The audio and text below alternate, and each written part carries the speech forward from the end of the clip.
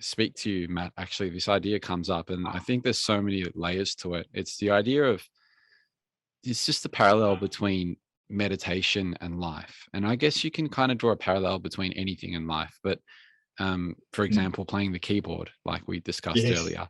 But with Yeah. meditation and life, there seems to be these lessons that come up throughout life that directly relate to the meditative experience, and this sense of um, as a perfect example, this sense of letting go of control can be quite beneficial both in meditation and in life, I've found. Mm. And other little, beautiful, just it's like everything. I'm not sure about everything, but it seems like almost every little pointer that you've provided me in the past has a sort of link to life in a way, and I find that fascinating. Mm. Mm. So yeah, I think meditation should be a microcosm of life. And I say that because often meditation is kind of compartmentalized. It's almost like it's a part, uh, separate from life. Even in, sometimes the recommendation is that you find a special meditation time and place. So it's like, here's your life, here's your meditation. Meditation is this like greenhouse environment or glass house, which is completely separate. It allows you to escape or retreat from life.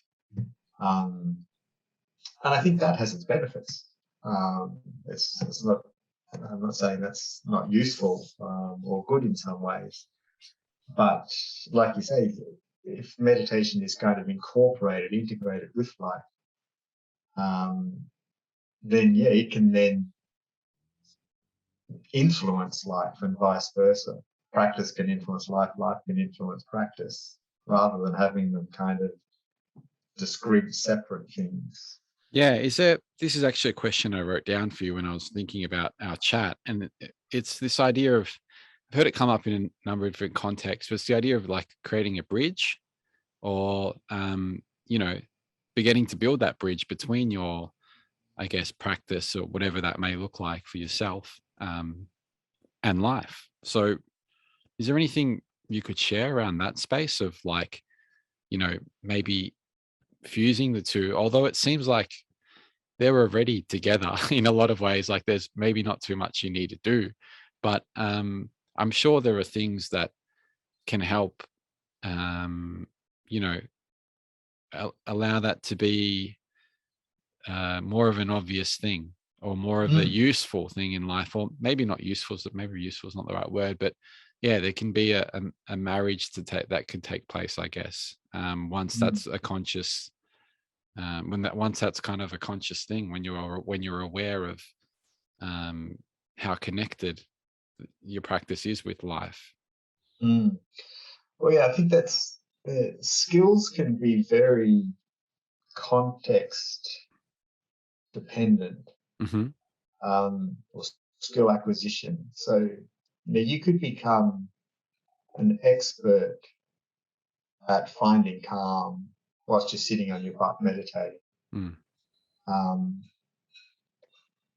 but that does not necessarily transfer into your life at work, your life in peak hour traffic, your life in relationship, etc., etc. It can, and it does for some people, but not necessarily. So I think you have to look closely to see whether it is the case for you.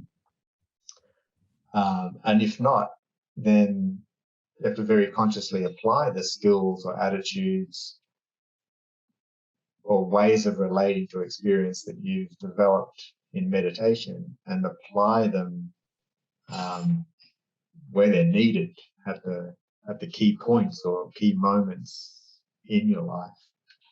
I think that's why I think we often use the word meditation practice just by default, without thinking, actually, why do we call it practice? Because it's not the real thing. It's practice for life, maybe. Mm. If that makes sense.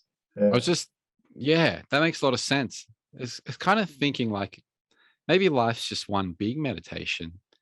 And there's this sense of what you're saying about the spectrum of dream states. Maybe that's just another state of in the spectrum when we're awake and we're in real life, I guess. And then when we're practicing, maybe that's just another space on the spectrum, you know. Um, do you know what I mean? Like, I could be driving and I could be in a meditative state while driving, Mm. and that would look very different to what we were talking about earlier with this, drinking red wine or watching TV. So if it's all a sense of a state of being, um, yeah, it just seems Mm. like th- that. I don't know. It's just like a different frame, I guess. Mm. Mm. Yeah, that reminds me of, you might be familiar with Osho. No, not really. I haven't read his stuff, but Ah, people have yeah, kind of mentioned him quite often. Yeah. yeah, yeah. He's definitely a bit of a character. Um, but I remember in one of his books, he said, the happy person doesn't need to meditate, um, because they are. It's a natural state of, well, they are meditating because it's just who they are or the way they are. They're infused in that way of paying attention, that way of attending to life as it unfolds. If you enjoyed this clip, the full episode will be made available up here somewhere, so feel free to check that out. If you're someone that's interested in working one-on-one with me and developing your practice of presence, reflecting on your life at the moment, and calibrating your trajectory, then feel free to head over to todaydreamer.com and get in touch. There's also a full catalogue of episodes available on the website, which pretty much are there to help you cultivate the practice of presence so that you can more deeply participate in the blossoming of the emergent world story. So there's episodes on rituals, meditation, different ways you can cultivate presence, find meaning in life, working with psychedelics, and a whole host of other things that, surround spirituality and surround this idea of coming back to this moment right here and right now, and deepening almost like your connection with yourself and with others through intimacy, relational practices. There's a whole host of episodes. Feel free to check it out if you're into that kind of stuff. Anyways, thank you for your attention and for sharing this moment with me in the here and now. And until next time, be well.